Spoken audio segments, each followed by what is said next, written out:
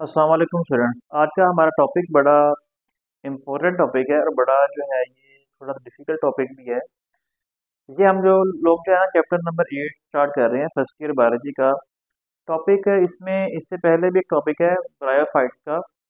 उसको उसका सिर्फ जो है थोड़ा सा इंट्रोडक्शन है कि ब्रायोफाइट्स क्या होते हैं। हमारे पास वो छोटे छोटे प्लांट्स होते हैं, 2 सेंटीमीटर जो है उनकी लेंथ होती है। ठीक है, अक्सर आपने देखा होगा जिस तरह जहाँ पे मॉइस्ट प्लेस होती है, कोई गीली जगह होती है, वहाँ पे आपको ब्रायोफाइट्स जो है वो नज़र आते हैं। अच्छा, ब्रायोफाइट्स के बाद जो है ना एक और उनका उसका टॉपिक हम अलग से भी डिस्कस कर लेंगे, लेकिन जो मेन टॉपिक है जो कि पेपर में आने वाला चैप्टर नंबर 8 से क्वेश्चन है, वो हमारे पास जो है लाइफ साइकिल ऑफ एडियंटम है। ये हमारे पास एक फर्न है। फर्न क्या होती है? फर्न एक जो है वो शरब लाइक यानी कि झाड़ी नुमा प्लांट होता है। तो इसका जो है ना इसको हम यहाँ पे डिस्कस करेंगे और ये पेपर में आने का चांस काफ़ी ज़्यादा है, क्योंकि मैं वो टॉपिक डिस्कस कर रहा हूँ जो हमारे पास समेटिव टॉपिक्स हैं। फॉर्मेटिव को हम फिलहाल डिस्कस नहीं कर रहे, लेकिन हम वो भी डिस्कस करेंगे। ओके, ये हमारे पास एक समेटिव टॉपिक है, लाइफ साइकिल ऑफ एडियंटम।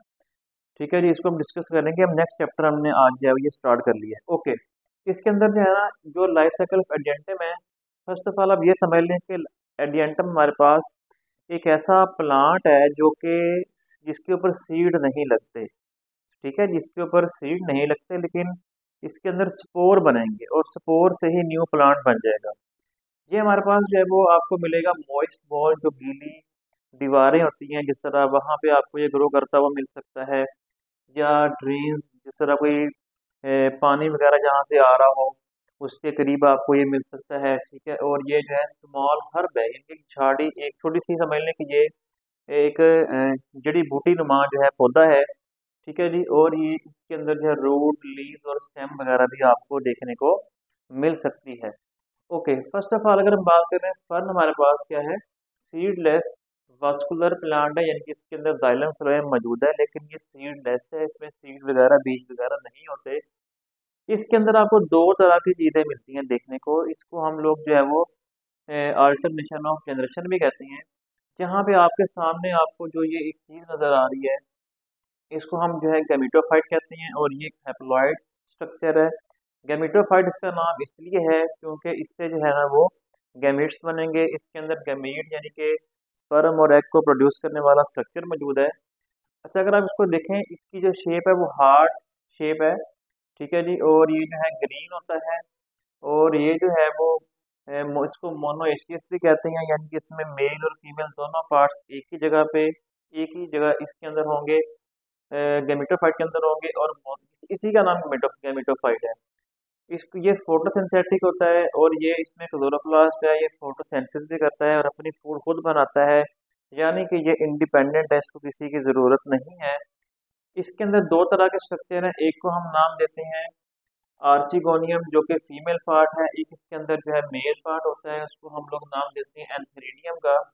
तो इसके अंदर यहाँ पे आपको नजर आते हैं राइजोइड। राइजोइड जो होते हैं ये एक जो है वो हेयर लाइक स्ट्रक्चर है जो कि सॉइल के अंदर होते हैं और इसके लिए न्यूट्रिएंट्स वगैरह को एब्जॉर्ब करते हैं। ओके, यहाँ पे जो ये इसका फीमेल पार्ट है जिसका नाम आर्चिगोनियम है, इसकी आप यहाँ पे शेप देख सकते हैं। इसमें दो पार्ट मेन होते हैं, एक यहाँ पे इसको नेक भी कहते हैं, नेक कैनाल भी कहते हैं, इसमें सेल होते हैं, और यहाँ पे इसका जो पोर्शन इसको वेंटर कहते हैं, और इसके अंदर एग पड़ा होता है। ये फीमेल पार्ट है, इसी के अंदर है, मेल पार्ट भी इसी के अंदर ही है, और इसको हम जो है वो एंथेरिडियम कहते हैं। इसके अंदर अगर आप देखें यहाँ पे, तो इसके अंदर जो है वो एंथ्रोजोइड या स्पर्म होते हैं। ये जो स्पर्म या एंथ्रोजोइड हैं, ये जो है ना वो स्विम कर सकते हैं, इनके अंदर फ्लैजिला भी होता है। अच्छा, अब होगा क्या कि जो ये एग होगा, इसके पास जो है ये वाला स्पर्म जो है वो स्विम करके पहुंच जाएगा। इसको ड्यू, शबनम वगैरह या थोड़ी बहुत नमी या पानी की ज़रूरत पड़ती है, तो ये स्पर्म जो होगा ये स्विम करके इस एग तक पहुंच जाएगा। इसी के अंदर ये सब होगा, हम इसको देख अलग से रहे हैं, वो सब इसी के अंदर ही ये रहा है।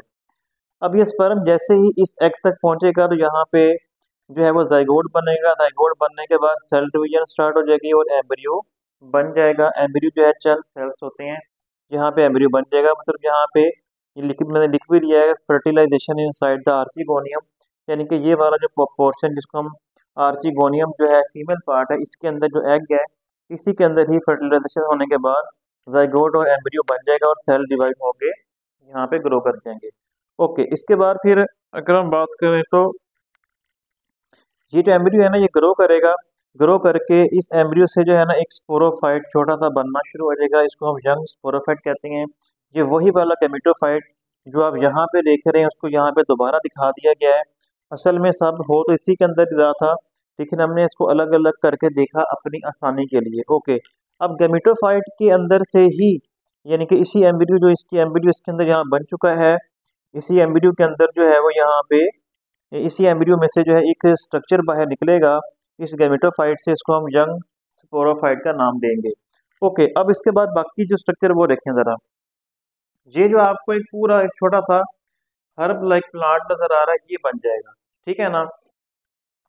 ये जो है ना स्पोरोफाइट, जो यंग स्पोरोफाइट है, ये स्पोरोफाइट सारा जो है ग्रो कर जाएगा और काफ़ी बड़ा जो है वो स्ट्रक्चर बन जाएगा। काफ़ी इंटरेस्टिंग टॉपिक है, इसमें आपको बहुत सारी चीज़ें देखने को मिलेंगी। अच्छा, जब इसमें छोटा सा एक प्लांट बनता है ना तो वो प्लांट जो है ना से क्वाइल हो जाता है, उसको हम यंग लीफ कहते हैं। और ये क्वाइल जो पैटर्न है इसका, इसको सरसिनेट वर्नेशन कहते हैं, यानी कि इसके जरिए आप इसको पहचान सकते हैं कि ये हमारे पास एक जो है वो फर्न है, ठीक है जी। और इसमें यहाँ पे ये जो आपको सारा स्ट्रक्चर नजर आ रहा है ये राइजोम बन जाएगा। राइजोम जो होता है वो अंडरग्राउंड स्टेम को कहते हैं।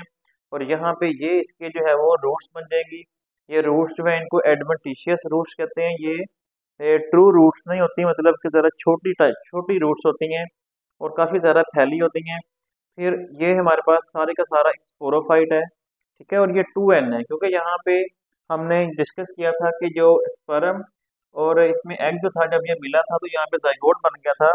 और जाइगोट के बाद जो एम्ब्रियो बना था ये एम्ब्रियो जो है वो 2n था, यानी कि डिप्लॉयड बन चुका था। तो ये स्पोरोफाइट भी यहाँ पे सारा जो है वो डिप्लॉयड ही होगा क्योंकि ये स्पर्म और एग के मिलने से बना है, ठीक है ना। स्पर्म और एग हैप्लॉइड होती हैं दोनों, तो ये फिर यहाँ पे डिप्लॉयड बन जाएगा। ओके, यहाँ से फिर जो है आपको बहुत सारे ये स्ट्रक्चर नजर आ रहे हैं, ये सारी इसकी जो है वो ब्रांचेस यहाँ से निकलेंगी।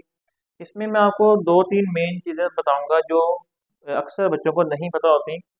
अच्छा, इसमें फर्स्ट ऑफ ऑल एक स्ट्रक्चर है रेकिस। रेकिस क्या चीज़ है? रेकिस जो है ना ये आपको एक है ना लीफ नजर आ रहा है। जो असल इसका लीफ होता है ना, ट्रू जो लीफ होता है उसको हम लोग जो है ना, यहाँ मैंने इसको अलग से भी लिखा हुआ है, इसको फ्रॉन्ड कहते हैं। फ्रॉन्ड एक कंप्लीट लीफ है। फ्रॉन्ड एक बड़ा लीफ है, कंप्लीट लीफ है, यानी कि इसके पत्तों को हम फ्रॉन्ड कहते हैं, ठीक हो गया। अच्छा, अब रेकिस क्या है? फ्रॉन्ड जो है ना, जिस ब्रांच के ऊपर फ्रॉन्ड लगा हुआ है ना उस ब्रांच को हम क्या बोलेंगे? रेकिस बोलेंगे। यहाँ पे लिख भी दिया है कि ब्रांच दैट बियर फ्रॉन्ड, यानी कि वो ब्रांच जिसके ऊपर फ्रॉन्ड यानी कि पत्ता जो है इसका लगा हुआ है उसको हम रेकिस कह देंगे। फिर इसमें पिन्यूल, अक्सर स्टूडेंट्स इसको कंफ्यूज कर देते हैं कि ब्रांच ये फ्रॉन्ड और पिन्यूल में डिफरेंस करना भूल जाते हैं। पिन्यूल क्या है इसको मैं यहाँ डिफाइन कर दिया है। Pinnule small leaf like structure that make up frond, यानी कि ये इतने छोटे छोटे स्ट्रक्चर हैं जिसको जो ये और ये मिल के फ्रॉन्ड बनाएंगे, ये खुद फ्रॉन्ड नहीं है। ये समझ लेंगे फ्रॉन्ड से भी छोटे छोटे जो है वो स्ट्रक्चर होते हैं जो फ्रॉन्ड को बनाएंगे, यानी कि लीफ को ये बनाएंगे। इनको पिन्यूल्स कहते हैं, ठीक हो गया। यहाँ पे लिख दिया पिन्यूल और ये भी पिन्यूल, ये जो लीफ को ये इसको फ्रॉन्ड को बनाएंगे। ओके जी। फिर इसके बाद एक इसमें इंटरेस्टिंग चीज़ है जो वो ये है कि यहाँ हमें समझ लें कि ये एक फ्रॉन्ड है, तो इस फ्रॉन्ड को हमने यहाँ पे से बाहर निकाल लिया। अब ये आपके सामने फ्रॉन्ड यानी कि लीफ है। अच्छा, फ्रॉन्ड का जो इसके जो मार्जिन है ना, जिसके किनारे हैं, इनके किनारे बेंड हो गए ना, ये आपको ना बीच में ये स्ट्रक्चर नजर आ रहे हैं, इसको सोरस कहते हैं। ये जो है ना इसके अंदर स्पोर्स बनते हैं। सोरस जो है इसमें समझ लें कि इसके अंदर स्पोरेंजियम होता है जिसमें स्पोर बनते हैं। तो सोरस के ऊपर ना ये थोड़ा सा बेंड हो के ना, ये जो पत्ता है इसका जो एज है वो इसके ऊपर थोड़ा बेंड हो गया ना, इसके ऊपर जो है वो लगा होगा, इसके ऊपर उसने इसको थोड़ा कवर किया होगा, पकड़ा होगा, या इसके ऊपर बेंड होके इसके ऊपर पहुंचा हुआ है। इस तरह सोरस जो होगा ना वो महफूज रहेगा, उसको कोई नुकसान वगैरह नहीं होगा। तो यानी कि इसको हम लोग फाल्स इंड्यूसियम भी कहते हैं। फाल्स इंड्यूसियम या इंड्यूसियम क्या चीज़ है? ये बेंड मार्जिन ऑफ फ्रॉन्ड है, यानी कि फ्रॉन्ड ही कुछ बेंड होके इसके ऊपर जो है वो लगा हुआ है ताकि ये महफूज रहे, प्रोटेक्टेड रहे। ये मार्जिन है, तो पत्ते के किनारे पे ये सोरस लगी होती हैं। इनकी जो प्लूरल है वो सोराई है, SORI, सोराई। सोरस अकेला होता है। ओके, इसके बाद अगर हम देखें यहाँ पे, जो सोरस जो है, इसको अगर हम एक सोरस के अंदर देखेंगे, आपको स्पोरेंजियम आपको देखने को मिलेगा। स्पोरेंजियम के अंदर जो है वो स्पोर्स बनते हैं। स्पोर सारे म्योसिस के जरिए बनते हैं और ये सारे हैप्लॉइड होते हैं। ठीक हो गया।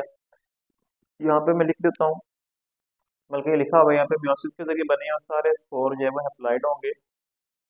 ओके, स्पोरेंजियम के जो है ना तीन पोर्शन है। एक इसका ये वाला जो पोर्शन आपको नजर आ रहा है, इसको हम जो है वो स्टॉक कहते हैं। ये डंडी सी होती है जिसके ऊपर स्पोरेंजियम लगा हुआ है। और बाकी ये सारे सेल्स होते हैं। इन सेल्स को हमने दो हिस्सों में डिवाइड कर लिया। ये सारे सेल्स को हम एनुलस कहते हैं।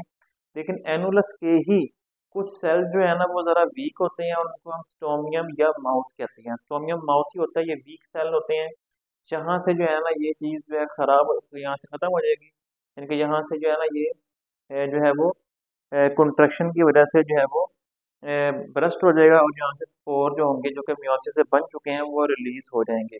अच्छा, अब ये जो है ना एनुलस, ये जो है ना ड्राई वेदर में मतलब कि ये कॉन्ट्रैक्ट करेगा।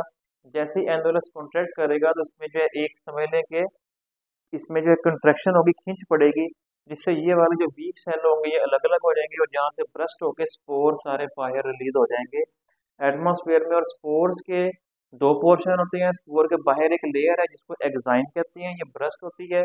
और इसके अंदर एक और लेयर है जिसको इंटाइन कहते हैं। और इंटाइन जो है ये इलोंगेट टू फॉर्म ट्यूब, और ये इलोंगेट होकर इससे ट्यूब बनना शुरू होगी। और इस तरह फिर ये पूरा का पूरा दोबारा से एक जो है वो गैमेटोफाइट बन जाएगा। और इस तरह फिर दोबारा इसके अंदर जो है वो आर्चिगोनियम और एंथीरियम बनेंगे। फिर ये सारा साइकिल जो है दोबारा रिपीट होगा। और इस तरह इस प्लांट की जो लाइफ है वो चलती रहेगी। ये इसका लाइफ साइकिल है। ये पेपर में आने का बहुत चांस है क्योंकि इसके अंदर बहुत सारे टॉपिक जो है वो कट हो चुके हैं, फॉर्मेटिव कर दिए हैं उन्होंने। एनुअल में वो नहीं आएंगे। ये टॉपिक उन तमाम टॉपिक्स के कट होने की वजह से या फॉर्मेटिव होने की वजह से ये टॉपिक बहुत ज़्यादा इसकी इम्पोर्टेंस बढ़ चुकी है। इसको आप लाजमी करें, ये डायग्राम फॉलो करें, तो इंशाल्लाह आपके जो है वो नंबर अच्छे आ जाएंगे। तो उम्मीद है कि आपको ये सारे का सारा समझ लग गया होगा। बाकी हम इंशाल्लाह जो है वो नेक्स्ट लेक्चर में पढ़ेंगे। चैनल को लाइक करें, सब्सक्राइब करें, शेयर करें, और जितना हो सके इन तमाम डायग्राम्स को आप लोग जो है स्क्रीनशॉट ले लिया करें, या स्टार्टिंग के अंदर भी आपको मौका मिल जाएगा और जब भी ये लेक्चर खत्म होगा फिर भी आपको मौका मिल सकता है। आप स्क्रीनशॉट ले लिया करें और अपने जो है नोट्स बना लिया करें। ठीक है जी, अल्लाह हाफिज़।